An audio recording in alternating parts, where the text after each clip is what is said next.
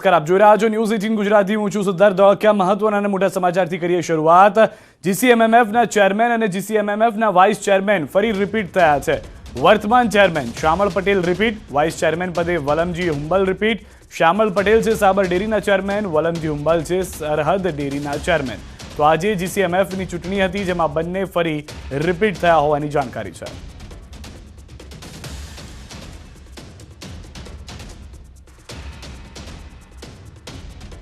Vice chairman પદે Valamji હુંબલને repeat કરવામાં આવ્યા છે અને શ્યામળ પટેલ છે સાબર ડેરીના ચેરમેન, કે જેઓને પણ રિપીટ કરવામાં આવ્યા છે. ચેરમેન અને વાઇસ ચેરમેન પદે રિપીટ કરવામાં આવતા આગળના સમયમાં જીસીએમએમએફ સાથે જોડાયેલી ડેરીઓનું વધુ સારી રીતે આગળ વધારવાના પગલાંને લઈને ચર્ચા કરવામાં આવશે. સાથે જે દૂધ ઉત્પાદકો છે, પશુપાલકો છે, તેઓને કઈ રીતે લાભ વધુમાં વધુ થઈ શકે છે તેને લઈને પણ ધ્યાન દોરવામાં આવશે. ગુજરાતની અંદર અનેક એવા વિસ્તારો કે જ્યાંથી પશુપાલકો દૂધ આપવા આવી રહ્યા છે, તેઓને સરળતા રહે તે માટેના પણ અનેક વિવિધ પ્રશ્નો છે, તેનો ઉકેલ લાવવામાં આવશે. શિયાળાની અંદર દૂધના ભાવમાં જે વધારો થયો છે તે તમામ ગુજરાતની અંદરના પશુપાલકોને કે જે જીસીએમએફ સાથે જોડાયેલા છે તેઓને પણ લાભ મળી શકે તે માટેના પ્રયાસ કરવામાં આવશે. ખાસ કરીને રિપીટ થઈ ચૂક્યા છે ચેરમેન જે વર્તમાન હતા તે અને વાઇસ ચેરમેન જે વર્તમાનમાં હતા.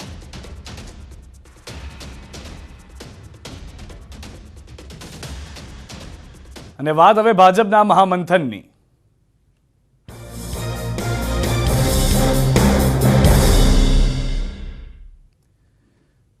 સુરેન્દ્રનગરમાં ભાજપની કારોબારીમાં સતત બીજા દિવસે મહત્વની ચર્ચા થઈ. પ્રમુખ પાટીલના સંબોધનથી કારોબારીની શરૂઆત સાથે વિધાનસભાની ચૂંટણી જીત અંગે અભિવાદન પ્રસ્તાવ પસાર થશે. મિશન 2024 માટે ભાજપનું મંથન. 2024ની ચૂંટણીમાં ભાજપનો હેટ્રિકનો લક્ષ્યાંક, સતત ત્રીજી વખત 26 બેઠકો જીતવાનો લક્ષ્યાંક. પ્રદેશ કારોબારીમાં લક્ષ્યાંક પાર પાડવા ચર્ચા થશે. કેટલાક હોદ્દેદારોને મળશે મહત્વની જવાબદારી. તો આજની બેઠકમાં કાર્યકરો, મતદારો, ડેટા મેનેજમેન્ટ, ડેના ઉપયોગ અંગે ચર્ચા થશે. આજની બેઠકમાં 3 અલગ અલગ પ્રેઝન્ટેશન કરાશે. રાજ્ય સરકારની યોજના, સહકાર, સામાજિક અને આર્થિક સુરક્ષા. ભાજપની સામાજિક ભૂમિકા અંગે પ્રેઝન્ટેશન થશે. સહકાર ક્ષેત્રમાં રાજ્ય કેન્દ્ર સરકારની કામગીરી સંદર્ભે થશે પ્રેઝન્ટેશન. રાજ્ય સરકારના મંત્રી જગદીશ પંચાલ, હર્ષ સંઘવી કરશે સરકાર તરફથી પ્રેઝન્ટેશન. સહપ્રભારી સુધીર ગુપ્તા કરશે સંગઠન માટે પ્રેઝન્ટેશન.